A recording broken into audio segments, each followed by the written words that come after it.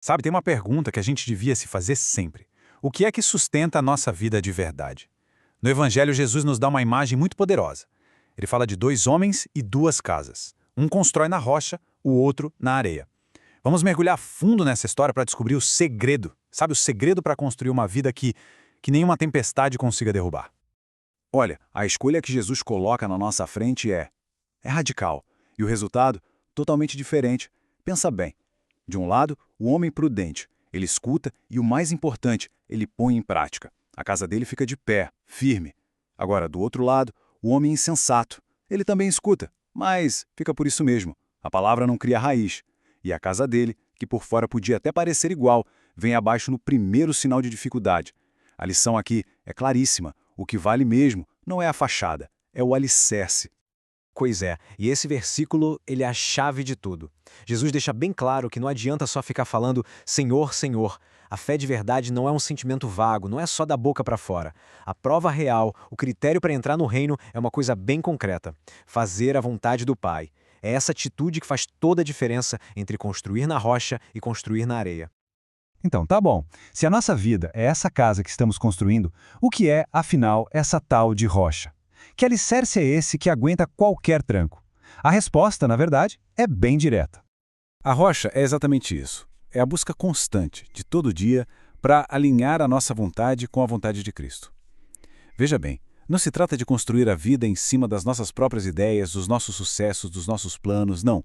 É ter aquele desejo sincero, lá no fundo do coração, de que a vontade dele se torne a nossa. Esse sim é o único alicerce que nunca falha. E olha, isso aqui quebra uma ideia que muita gente tem, né? Aquela impressão de que seguir a vontade de Deus é um fardo, uma coisa pesada. Mas é justamente o contrário. É como ter um mapa, uma bússola que aponta o caminho certo. E não é só um caminho para a santidade, não. É o caminho para a nossa felicidade de verdade, para a nossa realização completa. Ok, tudo isso soa muito bem. Mas e na prática? Como é que a gente sabe qual é a vontade de Deus no meio da correria do dia a dia, com tanta coisa acontecendo? Como discernir isso? A boa notícia é que Ele não nos deixa perdidos no escuro. A vontade de Deus não é algo abstrato, flutuando por aí. Ela se manifesta de formas bem concretas. Primeiro, nos mandamentos de Deus e da Igreja. Pense neles como as grandes estradas bem sinalizadas no nosso mapa. Depois, nas obrigações do nosso estado de vida, ou seja, nos deveres que temos como pai, mãe, filho, profissional. E também, algo super importante, através da obediência às pessoas que têm autoridade sobre nós, seja na família, na igreja ou na sociedade. Só que, para conseguir seguir tudo isso, para aceitar essas direções, tem uma virtude que é absolutamente essencial. Sem ela, a obediência se torna praticamente impossível.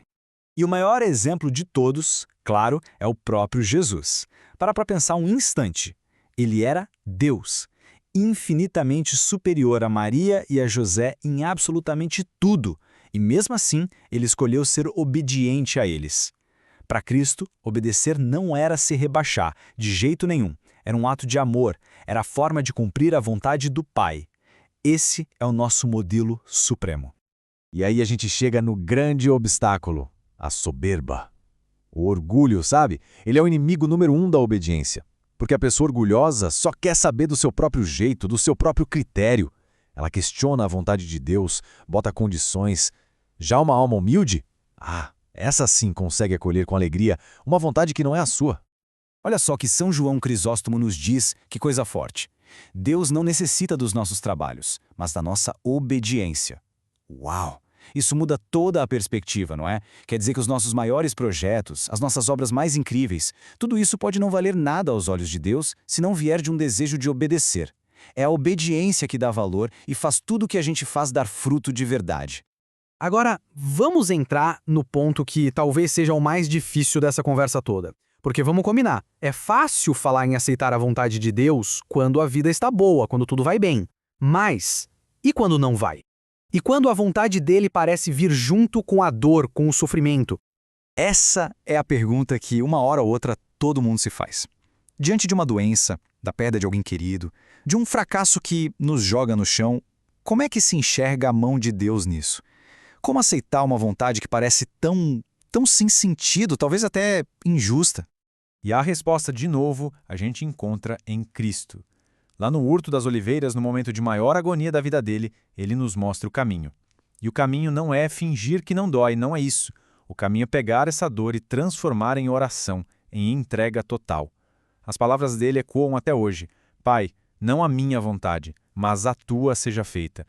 É exatamente nesse ponto que a fé entra com tudo. A fé é como se fosse um óculos especial, que nos ajuda a enxergar além do que parece. Ela nos dá a capacidade de confiar que, por trás de cada acontecimento, mesmo os mais dolorosos, existe um plano maior, uma sabedoria de Deus que está guiando tudo para o nosso bem maior, que é a nossa salvação.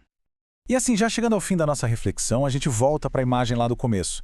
O que acontece quando, com a graça de Deus, a gente realmente consegue construir a nossa vida nessa rocha, que é a vontade dele? Qual é o resultado disso tudo? Olha, o resultado não é uma vida sem tempestade. As tempestades vão continuar vindo. A grande diferença é que por dentro a gente encontra uma paz que tempestade nenhuma consegue levar embora. A obediência a Deus traz uma serenidade na alma, uma fortaleza e, o mais incrível, uma liberdade gigantesca. A liberdade de não sermos mais escravos do nosso próprio egoísmo. E para resumir, ninguém faz isso melhor que São João Crisóstomo de novo. Quando a gente consegue dizer, lá do fundo da alma, Senhor, que a tua vontade seja feita. Aí sim encontramos a nossa verdadeira fortaleza. A vontade de Deus se torna a nossa rocha, o nosso porto seguro, aconteça o que acontecer. E para terminar, fica uma pergunta para cada um de nós levar para refletir. Olhando para as nossas escolhas de todo dia, para as nossas reações, para as nossas prioridades, em que alicerce a nossa vida está sendo construída de verdade? É na rocha firme da vontade de Deus ou na areia movediça do nosso próprio querer? Porque no fim das contas, é da resposta a essa pergunta que depende se a nossa casa vai ficar de pé,